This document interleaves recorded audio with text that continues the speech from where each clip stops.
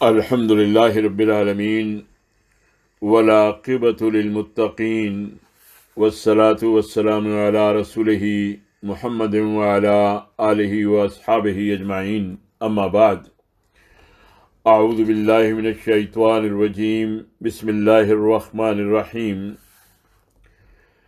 آج 20ویں تراویح ہوگی۔ سورہ یاسین بقیہ رکوع پڑھے جائیں گے۔ 2 رکوع کل پڑھے تھے، آیات 22 تا 83۔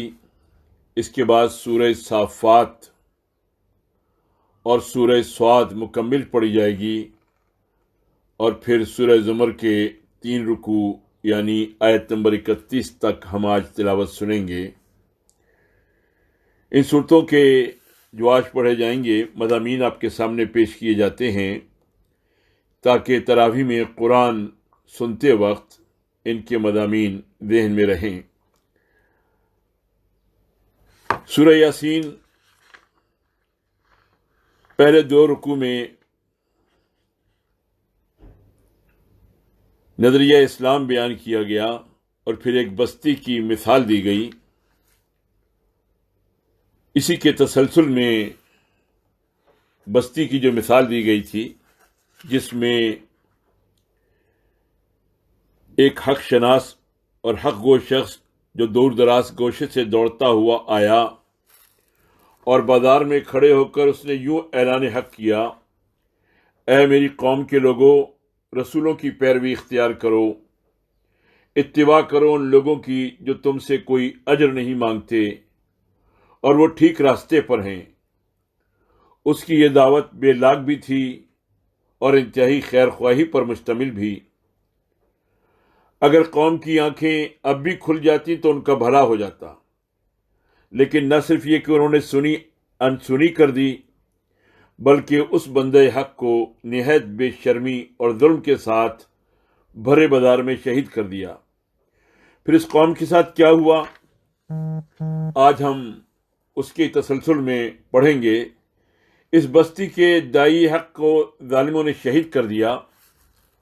اس کا جرم سوائے اس کے کچھ نہ تھا کہ اس نے قوم کے لیے حق کے خیر خواہی ادا کر دیا تھا، انہیں رسولوں پر ایمان لانے کی تلقین کی تھی۔ اس شخص کو قرآن و حدیث میں بڑا مقام دیا گیا ہے۔ اسے شہید سورہ یاسین بھی کہا جاتا ہے اور شہید میدان دعوت بھی۔ اللہ والے میدان قتال میں تو شہید ہوتے ہی ہیں، مگر بارہا میدان دعوت میں، جہاں وہ نہتے کلمہ حق بلند کرتے ہیں اور اپنی جان سے گزر جاتے ہیں۔ میدان دعوت کے شہداء ہر دور میں نظر آتے ہیں۔ آج کے دور میں تو ان کی تعداد کچھ اور بھی زیادہ ہے۔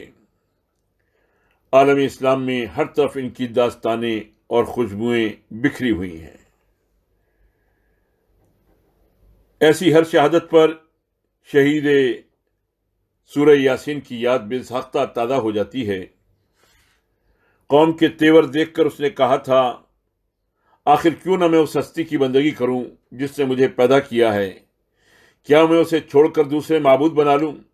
حالانکہ اگر خدائے رحمان مجھے کوئی نقصان پہنچانا چاہے تو نہ ان کی شفاعت میرے کسی کام آ سکتی ہے اور نہ ہی وہ مجھے چھڑا ہی سکتے ہیں۔ اگر میں ایسا کروں تو سری گمراہی میں مبتلا ہو جاؤں گا۔ میں تو تمہارے رب پر ایمان لے آیا، تم بھی میری بات مان لو۔ یہ بات آیات نمبر 22 تا 25 میں بیان کی گئی ہے۔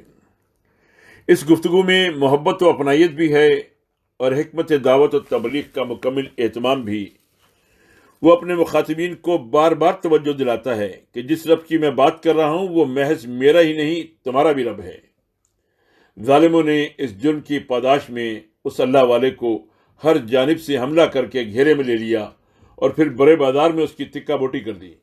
شہادت کے بعد اللہ نے اسے جنت میں داخل کر دیا۔ جنت کی نعمتیں اس کے سامنے حاضر ہو گئیں۔ حضور صلی اللہ علیہ وسلم نے ارشاد فرمایا کہ شہید سورہ یاسین اپنی قوم کا بہترین خیر خواہ ہے۔ زندگی میں بھی حق نصیحت ادا کیا اور مرنے کے بعد بھی ظالموں کے لیے خیر خواہی ہی کی ملحوظ رکھا۔ جنت میں اس نے کہا، اے کاش میری قوم کو معلوم ہوتا کہ میرے رب نے کس چیز کی بدولت میری مغفرت فرما دی ہے اور مجھے باعزت لوگوں میں داخل کر دیا ہے۔ اس جرم کی پاداش میں اس بستی کو اللہ نے ایک آسمانی دھماکے سے یوں تباہ و برباد کر دیا کہ وہ سب بجھ کر رہ گئے۔ یہ تو دنیا میں ان کا انجام تھا۔ فرمایا ایک روز ان سب کو ہمارے سامنے حاضر کیا جائے گا۔ ساتھ ہی اللہ نے بندوں کی عمومی حالت پر تعصف کا اظہار کیا کہ جب بھی ان کے پاس رسول آئے انہوں نے ان کا مذاق ہی اڑایا، حالانکہ اپنے سے بڑوں کا انجام ان کے سامنے موجود تھا۔ تیسرے رکوع میں اللہ رب العالمین نے توحید و آخرت کا مضمون بیان کرتے ہوئے مردہ زمین کو زندہ کرنے اور اس میں سے ہر طرح کے پھل، میوے، سبزیاں اور غلے اگانے کی مثالیں پیش کی ہیں۔ دن رات سورج، چاند اور ستاروں کو بطور استشہاد پیش کیا ہے جو ایک خالق کی بے مثال خلاقی کے گواہ اور ترجمان ہیں۔ ہر ایک اپنے اپنے مدار میں اپنے اپنے راستے پر رواں دواں ہے، کوئی ایک دوسرے کی راہ میں حائل نہیں ہوتا۔ بستیوں اور سمندروں کی مثال بھی دی گئی۔ یہ سب چیزیں کارخانے قدرت کی تخلیق اور اس کے خالق باری کی نشاندہی کرتی ہیں۔ اہل باطل کی ایک حرکت کا تذکرہ فرمایا گیا ہے کہ جب انہیں کہا جائے کہ غریب اور محروم لوگوں پر اپنے رزق میں سے کچھ خرچ کرو تو جواب میں کہتے ہیں کہ ان کو کیوں کھلائیں، اللہ چاہتا تو ان کو خود ہی کھلا دیتا۔ اس نے نہیں کھلایا تو گویا اللہ کی مرضی ہے کہ یہ بھوکے رہیں۔ یہ تو کفار کا رویہ ہے۔ رہے اہل ایمان تو وہ اپنی دولت و یافت کو امانت سمجھتے ہیں، اس میں سے سائل و محروم کا حق ادا کرتے ہیں۔ غفلت میں پڑے ہوئے باغی جب پکڑے جائیں گے تو انہیں وصیت تک کرنے کی فرصت نہ ملے گی۔ جب گھیر کر موت کی وادیوں میں اتارے جائیں گے تو اپنے گھروں کو نہ پلٹ سکیں گے۔ چوتھے رکوع میں اللہ نے نفخ صور اور موت کے بعد دوبارہ زندگی کا تذکرہ فرمایا ہے۔ کافر گھبرا کر کہیں گے کہ یہ کیا ہو گیا ہے، جبکہ مومن پکار اٹھیں گے کہ یہ وہی دن ہے جس کا رحمان نے وعدہ کیا تھا، رسولوں نے خبر دی تھی اور رسولوں کی بات سچی تھی۔ پھر سب کے سب دربار ربانی میں حاضر ہو جائیں گے۔ حکم دیا جائے گا، اے مجرموں، آج تم چھٹ کر الگ ہو جاؤ۔ دنیا کی زندگی میں تو مجرمین اور نیکوکار اکٹھے ہی بستیوں میں رہتے ہیں، بلکہ بعض اوقات ایک ہی گھر کی چار دیواری میں زندگی گزارتے ہیں۔ نام و نسب بھی مشترک ہوتا ہے، لیکن فیصلے کے دن لوگوں کو ان کے اعمال و کردار کے مطابق الگ الگ کر دیا جائے گا۔ اہل جنت اپنے اہل و عیال کے ساتھ گھنے سایوں میں مسندوں پر تکیے لگائے ہر قسم کی لذتوں سے لطف اندوز ہو رہے ہوں گے۔ جو کچھ طلب کریں گے حاضر ہو جائے گا اور پھر رب رحیم کی طرف سے انہیں سلام کیا جائے گا۔ کافروں کے ساتھ سخت معاملہ ہوگا، ان کے ہاتھ پاؤں گواہی دیں گے، ان کے منہ پر مہر لگا دی جائے گی، گواہیاں ان کے خلاف ان کے جرم کو ثابت کریں گی۔ پھر وہ دوزخ میں دھکیل لیے جائیں گے، اس کا ایندھن بن جائیں گے، نہ زندگی ہوگی نہ موت۔ آخری رکوع میں ارشاد فرمایا کہ یہ منکرین ہمارے پیغمبروں پر مختلف الزامات لگاتے ہیں۔ کبھی کہتے ہیں یہ شعر اور کہانت ہے۔ فرمایا ہم نے نبی کو شعر نہیں سکھایا اور نہ ہی شاعری ان کے شایان شان ہے، یہ تو نصیحت ہے اور صاف پڑھی جانے والی کتاب۔ اس کا مقصد تو انسانیت کی رہنمائی ہے، اور جو نہ مانے ان پر اتمام حجت۔ کافر جو الزامات لگاتے تھے ان پر حضور صلی اللہ علیہ وسلم کو تسلی دی گئی۔ فرمایا گیا کوئی فکر نہ کریں، ہم ان کی کھلی اور چھپی سب باتوں کو جانتے ہیں۔ یہ آپ صلی اللہ علیہ وسلم ہی کے بارے میں نہیں، خود ہم پر بھی مثالیں چسپاں کرتے ہیں۔ ہم نے انہیں حقیر بوند سے پیدا کیا تھا، لیکن یہ اپنی حقیقت کو فراموش کر کے سری جھگڑالو بن گئے ہیں۔ کوئی ان کا مددگار نہیں ہوگا۔ اللہ جب فیصلہ کرتا ہے تو صرف اتنا کہتا ہے کہ ہو جا، اور کام ہو جاتے ہیں۔ ان کی بوسیدہ ہڈیوں سے ہم انہیں اسی طرح زندہ کر لیں گے جس طرح انہیں عدم سے وجود بخشا تھا۔ ہر چیز کا مکمل اقتدار اسی ذات کے ہاتھ میں ہے جس کی طرف تم سب کو پلٹ کر جانا ہے، وہ سب سے حساب لے لے گا۔ یہ سورہ یاسین مکی صورت کے مضامین ہیں۔ اس کے بعد سورہ صافات، یہ بھی مکی صورت ہے، اس کے 5 رکوع ہیں اور 182 آیات ہیں۔ صافات کا لفظی معنی ہے قطار در قطار صف باندھنے والے۔ یہ اللہ کے فرشتے ہیں جو اس کے حضور قطار در قطار صف باندھے کھڑے رہتے ہیں۔ پہلی آیت میں ان فرشتوں کا ذکر ہے اور اللہ نے ان کی قسم کھائی ہے، اسی وجہ سے سورت کا نام صافات ہے۔ اس سورہ میں اللہ رب العالمین نے کفار کو تنبیہ فرمائی ہے کہ اپنی قوت پر گھمنڈ کرنے والوں، تمہاری فوجیں شکست سے دوچار ہوں گی اور ہمارے لشکر غالب آئیں گے۔ اللہ نے سابقہ اقوام کا ذکر کرنے کے ساتھ ساتھ عالم بالا اور فرشتوں کی اطاعت گزاری کا نقشہ بھی کھینچا ہے۔ ساتھ ہی ساتھ قیامت کے دن پیش آنے والے واقعات اور مکالمے بھی نقل کیے گئے ہیں۔ زندگی بعد موت کو محال اور ناممکن سمجھنے والوں کو بتایا گیا ہے کہ ایک ہی جھڑکی ہوگی اور اچانک وہ سب کچھ نمودار ہو جائے گا جس کی انہیں اطلاع دی جاتی ہے، اور جسے یہ جھٹلاتے ہیں وہ فیصلے کا دن ہوگا۔ اللہ کے سامنے کھڑے ہو کر سب کو اپنے اعمال کا حساب دینا ہوگا، پھر ظالموں کو جہنم کا راستہ دکھایا جائے گا۔ جنہیں دنیا میں وہ اپنے مددگار سمجھتے تھے وہ بھی کسی کے کام نہ آئیں گے۔ اس روز گمراہ کرنے والے اور گمراہ ہونے والے سب مجرم عذاب میں یکساں شریک ہوں گے۔ یہ بدبخت گھمنڈ میں آ کر کہتے تھے کہ کیا ہم ایک شاعر مجنون کی خاطر اپنے معبودوں کو چھوڑ دیں؟ حالانکہ وہ شاعر تھا نہ مجنون، وہ تو اللہ کا رسول تھا جو حق لے کر آیا تھا۔ اس کی بات کو تسلیم کرنے والے اس روز نعمتوں بھری جنت میں لطف اندوز ہو رہے ہوں گے۔ نہ وہاں کوئی تکلیف ہوگی، نہ کسی قسم کی ناپسندیدہ چیز نظر آئے گی۔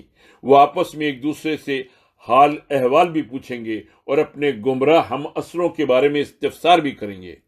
ان کے وہ ہم اثر انہیں دکھا دیے جائیں گے جو جہنم میں عذاب بھگت رہے ہوں گے۔ تھور کا درخت ان کی خوراک ہوگا اور کھولتا ہوا پانی انہیں پینے کو ملے گا، اور جہنم سے نکلنے کی کوئی سبیل نہیں ہوگی۔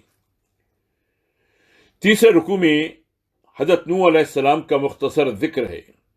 ان کی جدوجہد اور طوفان سے حفاظت کا واقعہ بیان کیا گیا ہے، اور فرمایا سلام علی نوح فی العالمین، سلام ہے نوح علیہ السلام پر تمام دنیا والوں میں۔ اس رکوع میں حضرت ابراہیم علیہ السلام کا تفصیلاً ذکر ہے۔ ابتدائی زندگی اور بت شکنی سے لے کر آخری زندگی تک کے واقعات کا احاطہ کیا گیا ہے۔ سب سے اہم مضمون ان کی طرف سے اپنے اکلوتے بیٹے اسماعیل علیہ السلام ذبیح اللہ کی راہ خدا میں قربانی سے متعلق ہے۔ فرمایا گیا ہے کہ جب اس کا اکلوتا بیٹا بھاگنے دوڑنے کے قابل ہوا تو ہم نے خواب میں اسے حکم دیا کہ بیٹے کو ہمارے راستے میں ذبح کر دو۔ یہ بڑا مشکل امتحان تھا، لیکن ابراہیم علیہ السلام اس کٹھن امتحان میں بھی کامیاب ہو گئے۔ اللہ کا حکم ملنے کے بعد حضرت ابراہیم علیہ السلام نے آزمانا چاہا کہ میں نے اللہ سے دعا مانگی تھی مجھے صالح اولاد عطا فرما، یہ بھی دیکھ لوں کہ میرا بیٹا اس موقع پر کیا کہتا ہے۔ بیٹے کے سامنے جب اللہ کے حکم کا تذکرہ کیا اور پوچھا کہ پیارے بیٹے بتاؤ تمہارا کیا خیال ہے، تو بیٹا بغیر توقف کے پکار اٹھا، ابا جان جو کچھ آپ کو حکم دیا جا رہا ہے اس کی تعمیل کیجیے، آپ انشاءاللہ مجھے صبر کرنے والوں میں سے پائیں گے۔ باپ واقعی بہت عظیم تھا اور بیٹا بھی اس کا سچا جانشین ثابت ہوا۔ کیا منظر ہوگا جب بوڑھا باپ اپنے لخت جگر کی انگلی پکڑے اسے قربان گاہ کی طرف لے جا رہا ہوگا۔ اللہ کے دربار میں فرشتے بھی اس منظر کو دیکھ رہے ہوں گے اور انہیں معلوم ہو گیا ہوگا کہ تخلیق آدم کے وقت جو انہوں نے اس نئی مخلوق کی افادیت و ضرورت کے متعلق سوال کیا تھا اور جواب میں اللہ نے فرمایا تھا میں وہ کچھ جانتا ہوں جو تم نہیں جانتے، تو آج یہ منظر ان کو بھی ہلا دینے والا ہوگا کہ اللہ کا ایک بندہ اپنے لخت جگر کو اس کے حکم پر قربان کرنے جا رہا ہے۔ پھر یہی نہیں، چھوٹا سا بچہ جس کے گلے پر چھری چلنے والی ہے وہ پوری تمانیت کے ساتھ سر تسلیم خم کیے ہوئے ہے۔ روایات میں آتا ہے کہ حضرت ابراہیم علیہ السلام نے سیدہ حاجرہ سے کہا کہ اسماعیل کو تیار کر دیں، ہم اپنے دوست سے ملنے جا رہے ہیں۔ ماں نے اپنے بیٹے کو نہلا دھلا کر نئے کپڑے پہنائے، اس کا ماتھا چوما اور روانہ کر دیا۔ ماں کو معلوم نہیں تھا کہ کہاں جا رہے ہیں، لیکن جس دوست کا ابراہیم علیہ السلام نے تذکرہ کیا تھا اس نے خود فرمایا وَاتَّخَذَ اللَّهُ إِبْرَاهِيمَ خَلِيلًا، اللہ نے ابراہیم علیہ السلام کو اپنا دوست بنا لیا۔ یہ بات سورہ نساء کی آیت نمبر 125 میں ہے۔ روایت میں یہ بھی آتا ہے کہ ننھے اسماعیل علیہ السلام نے اپنے صاحب عظیمت اور عظیم والد سے کہا، ابا جان مجھے پیشانی کے بل لٹا دیجئے تاکہ میرے چہرے پر آپ کی نظر نہ پڑے، اور شفقت پدری حکم عدولی کا باعث نہ بن جائے۔ یہاں تک بھی کہا گیا کہ انہوں نے کہا کہ ہو سکے تو اپنی آنکھوں پر پٹی باندھ لیجئے۔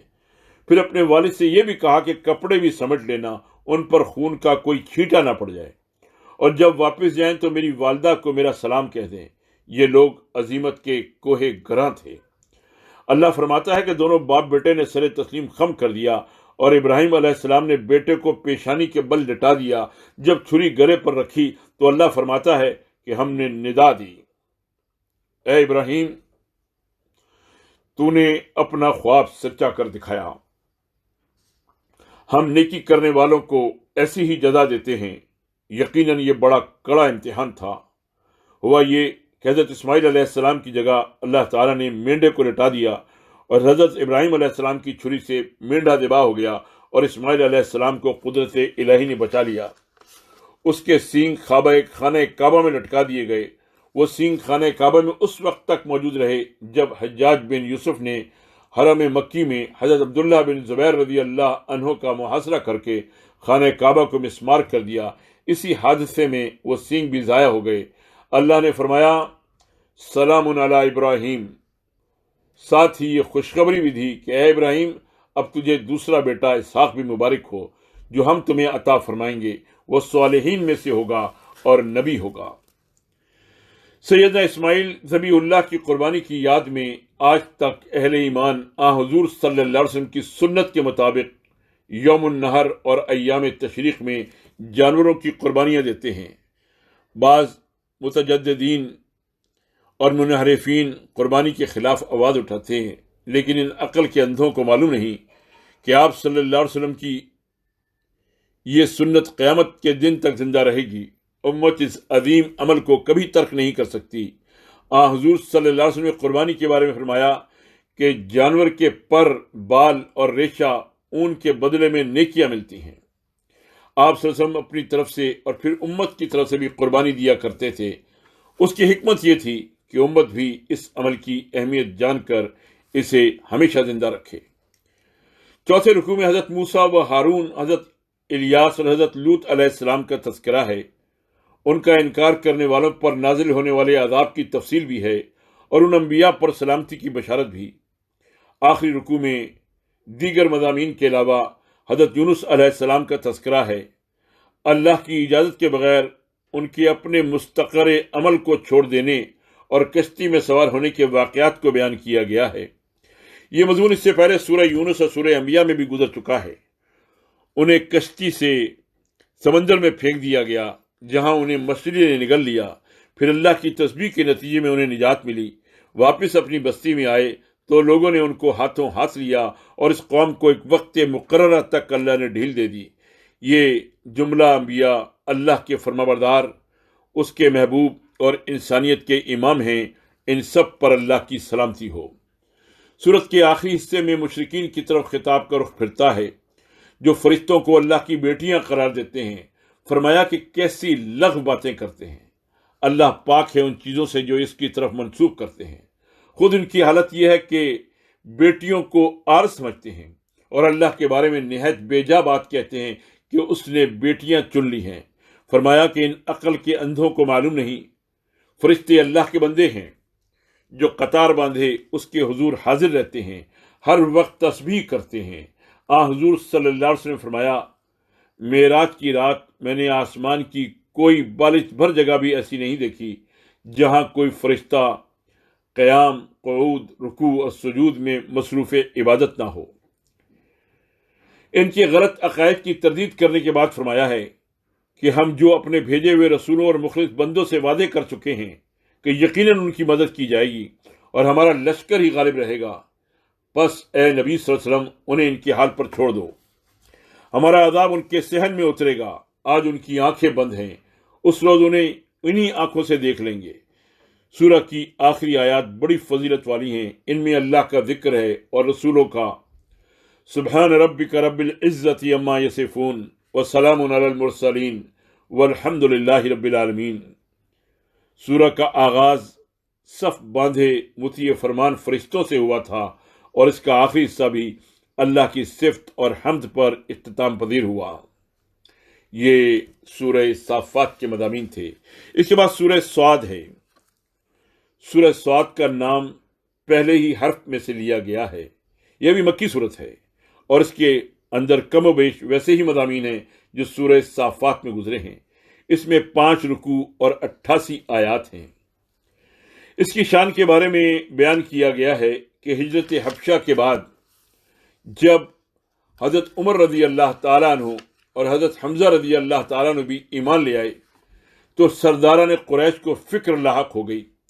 वो सब इकट्ठे होकर आप सल्लल्लाहु अलैहि वसल्लम के चचा अबू तालिब की खिदमत में हाजिर हुए। उनकी तादाद तकरीबन 25 थी। उन्होंने आप सल्लल्लाहु अलैहि वसल्लम के चचा से ये कहा कि तुम अपने भतीजे को समझाओ कि वो अपने दीन की इबादत करे, हम अपने दीन पर कायम रहें, वो हमारे माबूदों के बारे में कुछ ना कहे। इस शर्त पर हम उससे सुलह करेंगे। आप सल्लल्लाहु अलैहि वसल्लम के चचा ने आप सल्लल्लाहु अलैहि वसल्लम को बुला भेजा और सूरत हाल और सरदारान कौम का मुतालबा आप सल्लल्लाहु अलैहि वसल्लम के सामने पेश किया। आप सल्लल्लाहु अलैहि वसल्लम फरमाया, चचा जान, मेरा किसी से क्या झगड़ा है? मैं तो अपनी कौम के सामने एक कलेमा पेश करता हूं जिसे अगर ये मान लें तो सारा अरब उनके ताबे फरमान हो जाए और अजम उनका बाजगुजार हो जाए। उन्होंने कहा, एक क्या, हम तो कई कलमात कहने को तैयार हैं, लेकिन ये तो बताओ कि वो कलमा है क्या।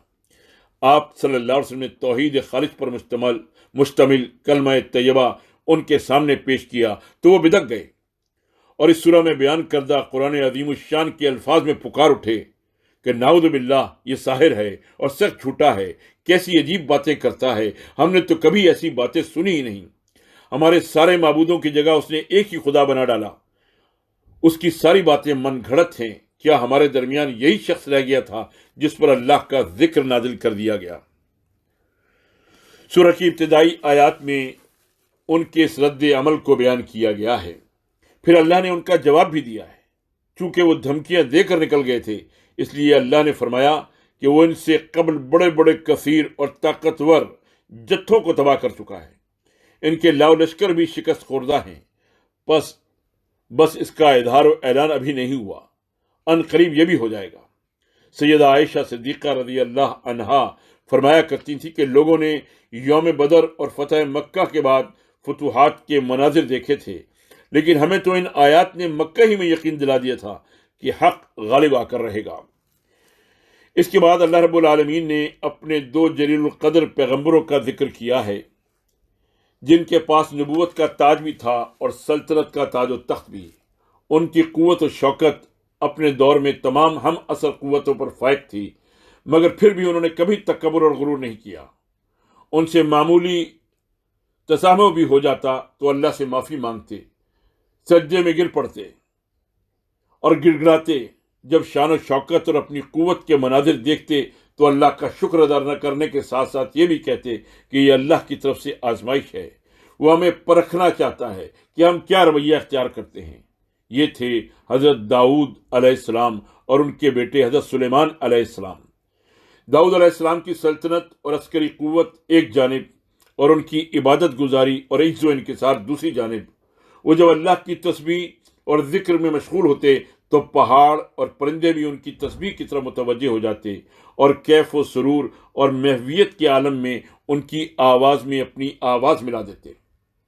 हज़रत सुलेमान अलैहिस्सलाम को अल्लाह ने उनकी दुआ के जवाब में ऐसी बादशाही दी जो उनके बाद किसी को ना अता की गई, यानी हवा भी मुसख्खर हो गई, जिन भी ताबे फरमान हो गए और तमाम जानवरों की बोलियां भी समझते थे और उनको हुक्म भी जारी करते थे।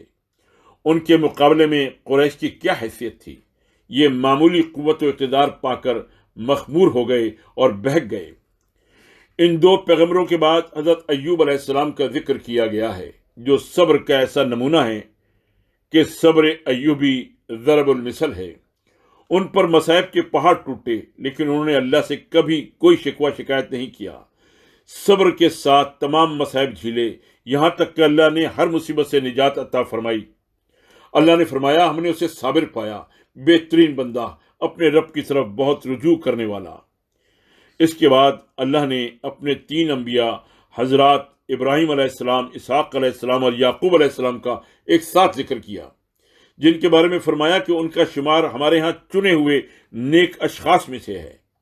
پھر 3 اور انبیاء حضرت اسماعیل، الیسع اور ذوالکفل علیہ السلام کا ذکر فرمایا کہ یہ سب اللہ کے نیک اور برگزیدہ بندوں میں سے تھے۔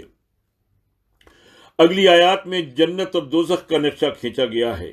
جنتیوں کی گوناگون نعمتیں اور دوزخیوں کا شدید عذاب مجسم صورت میں سامنے آ جاتا ہے۔ سورت کا آخری حصے میں پھر قصہ آدم و ابلیس بیان کیا گیا ہے۔ سورت کے اختتام حضور صلی اللہ علیہ وسلم سے خطاب پر یوں ہوتا ہے، اے نبی صلی اللہ علیہ وسلم، ان سے کہہ دو کہ میں اس تبلیغ پر تم سے کوئی اجر نہیں مانگتا اور نہ میں بناوٹی لوگوں میں سے ہوں۔ یہ تو ایک نصیحت ہے تمام جہاں والوں کے لیے، اور تھوڑی مدت ہی گزرے گی کہ تمہیں اس کا حال خود معلوم ہو جائے گا۔ سورہ کے آغاز میں حضور صلی اللہ علیہ وسلم نے اپنی قوم کے سامنے جو عظیم پیشکش کی اور اس پر ان بدبختوں نے جس رد عمل کا اظہار کیا، اس کا تذکرہ کرنے کے بعد سورت کے اختتام ان آیات پر بڑا برموقع نظر آتا ہے۔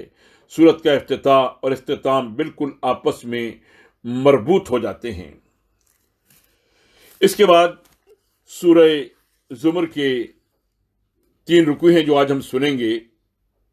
یہ بھی مکی صورت ہے۔ آیت نمبر 71 اور 73 میں زمر کا لفظ آیا ہے، جس کا لفظی معنی ہے گروہ در گروہ۔ دوزخیوں کو گروہ در گروہ جہنم میں پھینکے جانے اور جنتیوں کو گروہ در گروہ جنت کی طرف لے جانے اور استقبال کا نقشہ کھینچا گیا ہے۔ سورت کو اسی وجہ سے یہ نام دیا گیا ہے۔ مفسرین نے بیان کیا ہے کہ یہ سورہ ہجرت حبشہ سے متصل قبل نازل ہوئی تھی۔ آیت نمبر 10 میں اللہ کا ارشاد ہے، اے نبی صلی اللہ علیہ وسلم، کہہ دو کہ اے میرے بندو جو ایمان لائے ہو، اپنے رب سے ڈرو۔ جن لوگوں نے اس دنیا میں نیک رویہ اختیار کیا ہے ان کے لیے بھلائی ہے، اور خدا کی زمین بہت وسیع ہے۔ اللہ کی خاطر صبر کرنے والوں کو ان کا اجر بے حساب دیا جائے گا۔ دنیا میں باطل پرست اس زوم میں مبتلا رہتے ہیں کہ وہ زور زبردستی اور دھوس دھاندلی سے حق کو دبا لیں گے۔ کبھی کبھار اہل حق خارجی دباؤ اور اپنی اندرونی کمزوریوں کی وجہ سے یہ سوچنے لگتے ہیں کہ ان پر ہر جانب سے زمین تنگ کر دی گئی ہے۔ اب وہ کیا کریں؟ اس صورت میں اللہ نے ان دونوں گروہوں کو حسب حال خطاب فرمایا ہے۔ اہل حق کے لیے تسلی اور مخالفین حق کے لیے وعید سنائی گئی ہے۔ ہجرت حبشہ سے قبل بھی ایسی کیفیت تھی کہ اس میں اہل حق کے حوصلے بڑھانا وقت کا تقاضا تھا۔ سورت کی مسلسل ایک صفت ہے کہ اس میں ہر آیت میں دونوں کرداروں کا موازنہ کیا گیا ہے۔ ایک آیت میں اہل ایمان کی صفات جھلکتی ہیں تو متسل دوسری آیت میں اہل کفر کو آئینہ دکھایا گیا ہے۔ مثلا آیت نمبر 3 میں فرمایا، خبردار، دین خالص اللہ کا حق ہے۔ رہے وہ لوگ جو اس راستے سے روگردانی کرتے ہیں تو وہ اپنے سرپرستوں کی یہ کہہ کر عبادت کرتے ہیں کہ ہم ان کے ذریعے محض اللہ تک رسائی چاہتے ہیں۔ اس آیت میں اللہ فرماتا ہے، جھوٹے اور منکرین حق اللہ کی ہدایت سے محروم ہو جاتے ہیں۔ آیت نمبر 7 میں فرمایا، اے انسانوں، اگر تم کفر کرو تو اللہ تم سے بے نیاز ہے، اور اگر تم شکر کرو تو وہ تمہارے اس عمل کو پسند کرتا ہے۔ آیت نمبر 8 میں ایک ناشکر انسان کے بارے میں بتایا گیا ہے۔ مصیبت کے وقت وہ اللہ کی طرف رجوع کرتا ہے، اور خوشی کے وقت وہ اوروں کو اللہ کا ہمسر ٹھہرا لیتا ہے۔ اس کے برعکس اگلی آیت میں مطیع فرمان بندوں کی یہ شان بیان کی گئی ہے کہ رات کے پچھلے پہر وہ اللہ کے سامنے کھڑے ہوتے اور سجدے کرتے ہیں۔ ان کی شان یہ ہے کہ آخرت کی پکڑ سے ڈرتے بھی ہیں اور اپنے رب کی رحمت سے پر امید بھی رہتے ہیں۔ اہل کفر کا انجام آیت نمبر 16 میں یوں بیان فرمایا گیا کہ ان پر آگ کی چھتریاں اوپر سے بھی چھائی ہوں گی اور نیچے سے بھی۔ آیت نمبر 20 میں اس کے مد مقابل متقی لوگوں کا حال یوں بیان فرمایا گیا کہ ان کے لیے بلند عمارتیں ہیں، منزل پر منزل بنی ہوئی ہے اور نیچے نہریں بہہ رہی ہیں۔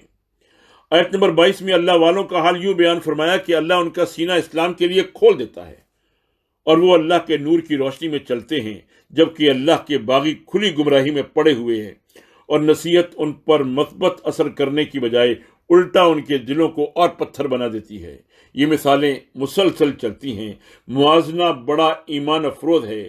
ہر قاری کے سامنے ایک کسوٹی رکھ دی گئی ہے، وہ اس پر اپنے آپ کو پرکھ کر دیکھ سکتا ہے کہ کس زمرے میں شامل ہے۔ ایک معیار مقرر کر دیا گیا ہے جو قیامت کے دن تک شفاف آئینے کی طرح لوگوں کو ان کے چہرے اور سراپا دکھاتا رہے گا۔ آیت نمبر 27 میں فرمایا، ہم نے اس قرآن میں لوگوں کو طرح طرح کی مثالوں کے ذریعے بات سمجھائی ہے تاکہ وہ ہوش میں آئیں۔ آج کی آخری 2 آیات میں اللہ نے ایک ایسی حقیقت بیان کی ہے جس سے حضور صلی اللہ علیہ وسلم کی عظمت بھی ٹپکتی ہے اور اس دنیا کی بے ثباتی اور فنا ہو جانے کا نقشہ بھی سامنے آ جاتا ہے۔ فرمایا، اے نبی صلی اللہ علیہ وسلم، تمہیں بھی دنیا سے چلے جانا ہے اور ان لوگوں کو بھی فنا کے گھاٹ اترنا ہے۔ آخر کار قیامت کے روز تم سب اپنے رب کے حضور اپنا اپنا مقدمہ پیش کرو گے۔ گویا فیصلہ اگرچہ دنیا میں بھی ہو سکتا ہے، اور حضور صلی اللہ علیہ وسلم کے دور میں وہ واضح طور پر سامنے آ گیا تھا کہ حق کس کے ساتھ ہے اور جھوٹ پر کون ہے، غلبہ کس کا مقدر ہے اور شکست و زوال کس کا نصیب ہے۔ لیکن ان سب کچھ کے باوجود اصلی، حقیقی، حتمی اور ہر شائبے سے پاک بے لاگ فیصلہ روز قیامت ہی صادر ہوگا۔ سورت کی اگلی آیات میں یہ مضمون یوں ہی چلتا رہے گا۔ انشاءاللہ العزیز ان کا مطالعہ ہم کل کریں گے۔ اللہ تعالی ہمیں ان تمام صورتوں کے مضامین کو سمجھنے، ان پر ایمان لانے اور اس کے مطابق اپنے اعمال کو درست کرنے کی توفیق عطا فرمائے۔ وآخر دعوانا ان الحمد للہ رب العالمین۔